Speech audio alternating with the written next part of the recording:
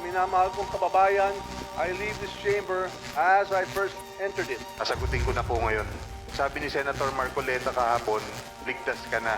Hindi po ito totoo.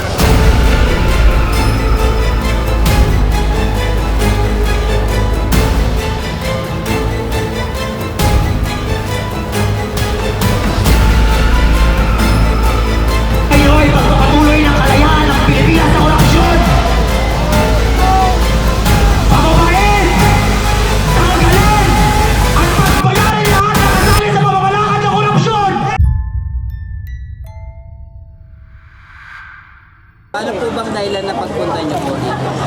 Nakaka-high blood na yung pangungurakot. Nakaka-high blood yun. Ang dami-dami, bilyon-bilyon ang kinukurakot. Samantalang ang daming naghihirap. Nakita natin na limpak-limpak ang pera na kanilang nakuha dito sa flood control project. No? Nandito po kaming mga kabataan para alam po ng mga politician at government namin na may pake at alam po namin ang nangyayari sa lugar natin. Hindi po kami kabataan lang, kabataan po kami. Namumulat din kami sa mga realidad. Kailangan po mapansin nila kami kung ano yung nangyayari sa atin. Dapat mapansin nila kung ano yung nangyayari ngayon dito sa lugar natin. Hindi dapat nila to baliwalain lang kasi ito, malaking problema to. Kung hindi natanggal ang korupsyon sa atin, maghihirap at maghihirap lang din tayo.